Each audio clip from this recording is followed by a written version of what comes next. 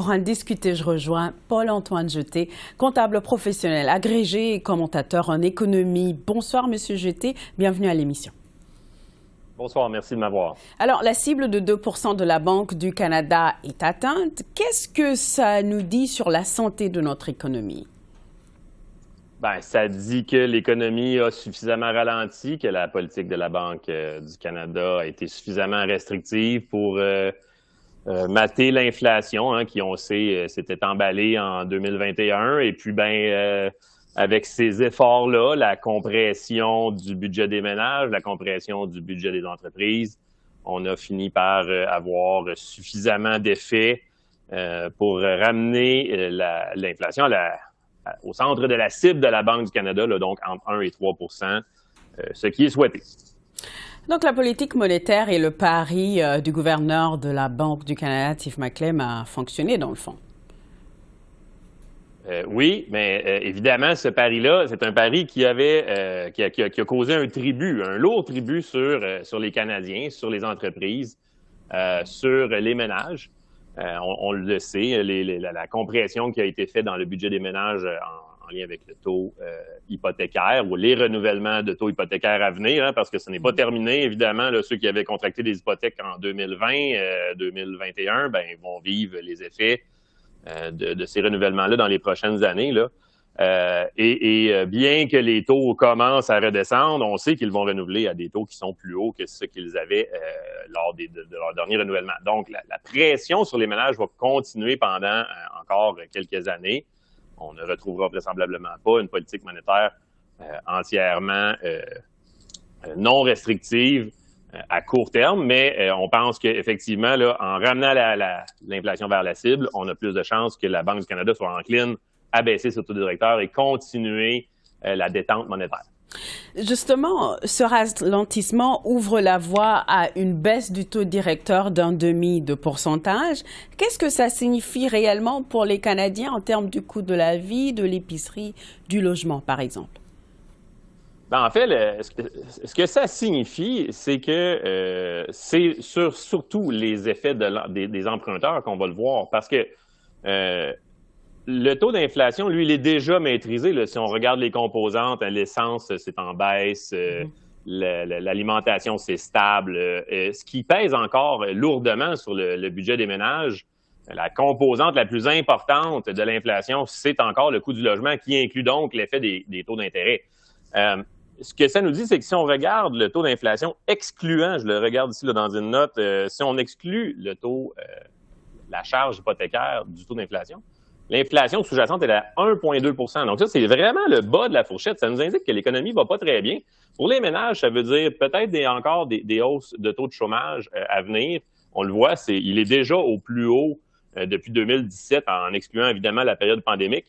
Alors, un marché du travail compressé ou sous pression, certainement des budgets encore difficiles relativement aux prêts hypothécaires qui continuent. On le sait, là, les maisons ne sont pas plus abordables qu'elles étaient et les prêts hypothécaires déjà contractés, vont pas s'en aller.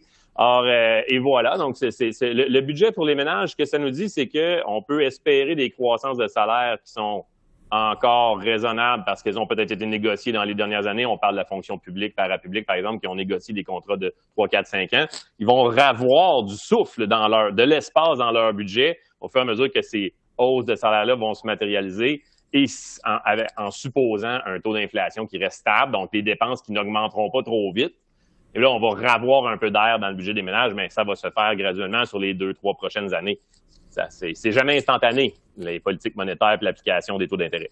Alors, parlons de la croissance du coût hypothécaire qui ralentit là depuis un an. Est-ce qu'on devrait s'attendre à une baisse des taux d'intérêt selon vous? Assurément, là, la politique apparaît trop restrictive présentement, comme je disais, là, parce que le coût des emprunts hypothécaires, c'est la plus grosse composante du taux d'inflation. Mais si on l'enlève, il n'y en a pas d'inflation. Donc, autrement dit, on a trop de pression sur l'économie. On la ralentit trop. Alors, s'il faut la ralentir, si on pense qu'une économie ralentit trop, le taux de chômage va monter, les entreprises vont produire moins, vont mettre à pied plus de monde. C'est une spirale dans laquelle on ne veut pas aller. C'est pour ça que c'est un fin équilibre, la politique monétaire au Canada. La Banque du Canada cherche un équilibre entre 1 et 3 d'inflation. Quand il n'y a pas assez d'inflation, c'est pas bon parce que ça veut dire que les gens vont repousser des achats en supposant que les prix seront meilleurs plus tard, ce qui va entraîner, dans le fond, ultimement, un cycle déflationniste, ce qu'on veut pas. Quand l'inflation est trop haut, ben c'est pas mieux parce que, dans le fond, là, les gens se dépêchent à acheter, ce qui entraîne encore plus de pression sur les prix, qui montent encore plus vite. Alors, c'est pour ça que la Banque du Canada cherche un équilibre. Là, c'est trop restrictif, donc l'économie doit redémarrer un peu parce qu'on le voit, le taux de chômage est à la hausse et que l'économie, dans le fond, l'inflation, elle est contrôlée. Alors donc, il faut relâcher de la pression dans l'économie, permettre que ça redémarre un peu et donc favoriser peut-être le fameux atterrissage en douceur là, dont on parle depuis si longtemps. On va essayer de le voir se matérialiser. Parlons maintenant de cette annonce du fédéral qui veut élargir l'amortissement hypothécaire sur 30 ans.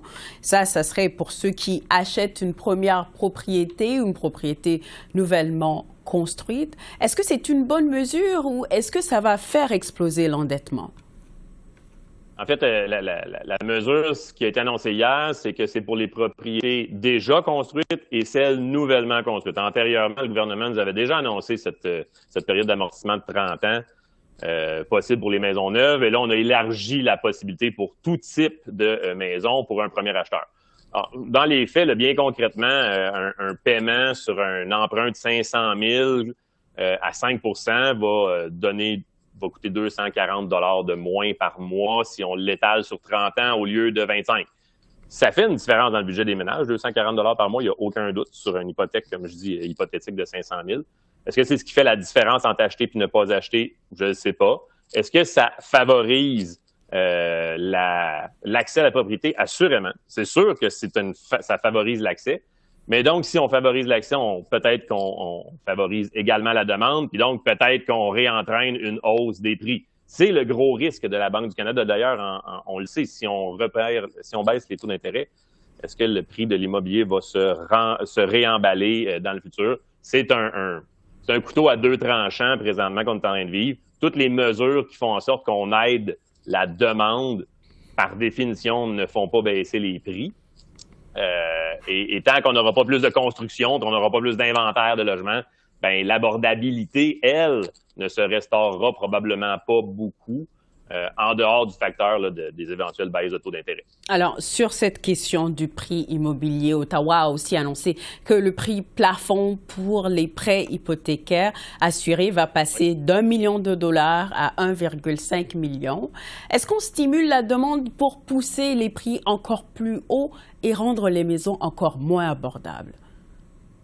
Ben, je ne sais pas si ça stimule la demande énormément de faire passer de 1 à 1,5 million de plafonds assurés par la SCHL. En théorie, les gens qui achètent des maisons de 1 à 1,5 million ont probablement les moyens en dehors des grands centres que sont Toronto et Vancouver. Le pays est très grand, les marchés immobiliers sont très différents. Alors moi, je me pose la question, comment on fait une politique nationale comme celle-là? Hein? La SCHL, c'est supposé d'aider l'accès à la propriété pour tous les Canadiens.